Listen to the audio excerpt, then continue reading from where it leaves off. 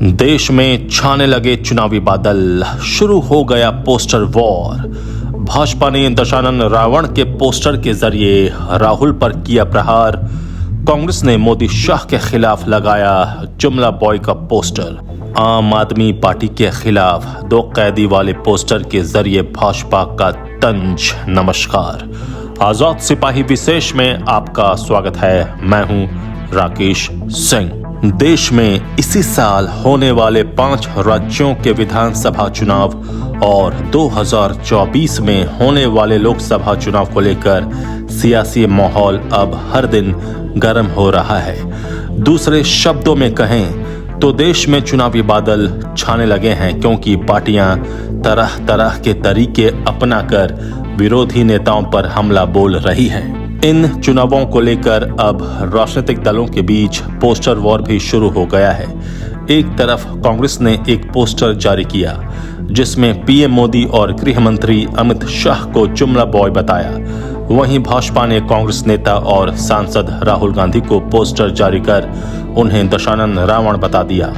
इधर भाजपा ने दिल्ली में आम आदमी पार्टी के खिलाफ मोर्चा खोलकर उसके 2 नेताओं की शराब घोटाले की गिरफ्तारी पर तंज कसते हुए 2 कैदी वाला पोस्टर भी जारी किया है।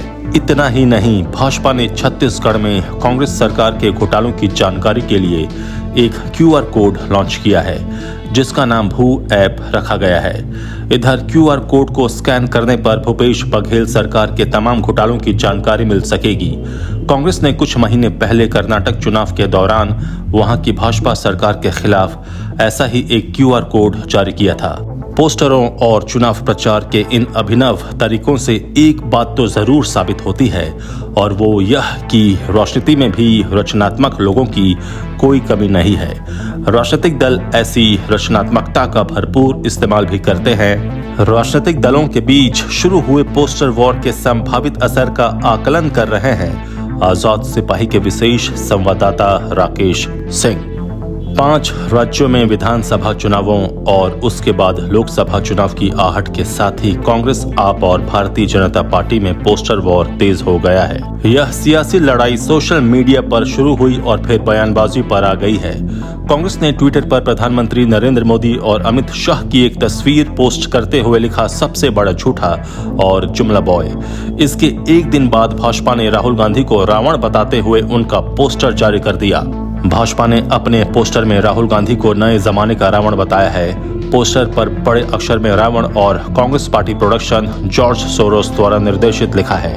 पोस्टर में राहुल गांधी के 7 सिर दिखाए गए हैं। इसके साथ कैप्शन लिखा है, नए जमाने का रावण वो दुष्ट, धर्म विरोधी, राम विरोधी है। उनका लक्ष्य भारत को बर्बाद करना है। राहुल गांधी को रावण बताए जाने पर कांग्रेस ने कड़ी आपत्ति जताई है। कांग्रेस महासचिव जयराम रमेश ने कहा कि भाजपा द्वारा राहुल गांधी को रावण के रूप में दिखाने वाले घटिया ग्राफिक के पीछे वास्तविक मंशा क्या है। इसका स्पष्ट रूप से एक ही मकसद है, एक कांग्रेस सांसद और पार्टी के पूर्व अध्यक्ष के खिलाफ हिंसा के लिए उकसाना और भड़काना, जिनके पिता और दादी की हत्या उन ताकतों ने की थी जो भारत को तोड़ना चाहते थे। इसका मकसद कांग्रेस सांसद और पार्टी के पूर्व अध्यक्ष के खिलाफ हिंसा भड़काना और उकसाना है। कांग्रेस ने 4 अक्टूबर को एक्स पर पीएम मोदी और गृह मंत्री अमित शाह का पोस्टर जारी किया था। इसमें दोनों को जुमला बॉय बताया गया है। भाजपा द्वारा पोस्टर जारी किए जाने को लेकर प्रियंका गांधी ने भी कड़ी आपत्ति जताई है। उनकी प्रतिक्रिया को इस बात का संकेत माना जा रहा है कि आगामी चुनावों में कांग्रेस इसे मुद्दा बनाएगी, ठीक उसी तरह जिस तरह गुजरात के चुनाव में भाजपा ने किया था। दरअसल पिछले साल यानी 2022 में गुजरात विधानसभा के चुनाव हुए थे। वहां पहले चरण के चुनाव प्रचार के दौरान कांग्रेस अध्यक्ष मल्लिकार्जुन खड़गे ने प्रधानमंत्री नरेंद्र मोदी पर सीधा हमला बोलते हुए उन्हें झूठों का सरदार बताया था। खड़गे ने कहा था कि पार्षद चुनाव में भी तुम्हारी सूरत, विधानसभा चुनाव में भी तुम्हारी सूरत, लोकसभा चुनाव में भी तुम्हारी सूरत देखें, हर जगह आपका ही चेहरा देखें। कितने चेहरे हैं आपके, क्या रावण की तरह आपके भी 10 मुख हैं क्या। कांग्रेस अध्यक्ष के इस बयान को भाजपा ने चुनाव में मुद्दा बना लिया। चुनाव नतीजे आए तो कांग्रेस को 2017 चुनाव की तुलना में बड़ा नुकसान उठाना पड़ा और पार्टी 27.7% वोट शेयर के साथ महज 17 सीटों पर सिमट गई। छत्तीसगढ़ चुनाव में भाजपा ने भूपेश बघेल सरकार को घेरने के लिए QR कोड जारी करने के साथ ही भूपे नाम से एक ऐप लॉन्च किया है। भाजपा की ओर से जारी किए गए QR कोड को स्कैन करने पर भ्रष्टाचार के मामलों की सूची नजर आएगी, जिसके आरोप भाजपा बघेल सरकार पर लगा रही है। भूपे ऐप में भी यही जानकारियां हैं, जिसे केंद्रीय मंत्री अनुराग ठाकुर ने लॉन्च किया। कांग्रेस ने कर्नाटक चुनाव में QR कोड का दांव चला था, जो सफल भी रहा था। भाजपा ने कांग्रेस के अलावा दिल्ली में आम आदमी पार्टी पर भी खूब तंज कसा है। भाजपा ने दिल्ली शराब घोटाले में आम आदमी पार्टी नेता संजय सिंह की गिरफ्तारी को सत्य की जीत बताया है। पार्टी ने सिंह को शराब घोटाले के सरगनाओं में एक बताया था। इसके बाद पार्टी ने ट्विटर पर एक पोस्टर जारी कर आप पर हमला बोला है। इस पोस्टर का टाइटल है 2 कैदी। पोस्टर में आप नेता संजय सिंह और मनीष सिसोदिया की तस्वीर है। पोस्टर पर लिखा है शराब घोटाला पेश करते हैं 2 कैदी।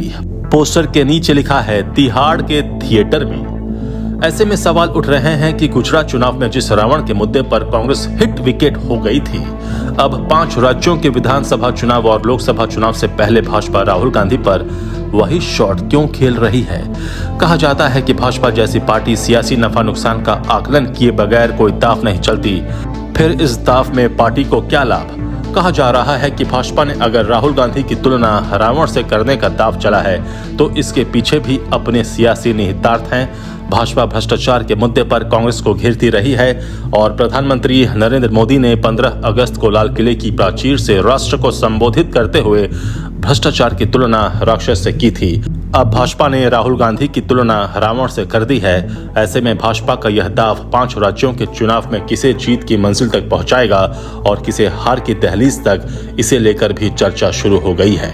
आजाद सिपाही के विशेष में अभी इतना ही। आप हमारे इस YouTube चैनल को जरूर सब्सक्राइब करें और भी अधिक जानकारी के लिए पढ़ते रहिए अपना लोकप्रिय दैनिक अखबार आजाद सिपाही। धन्यवाद।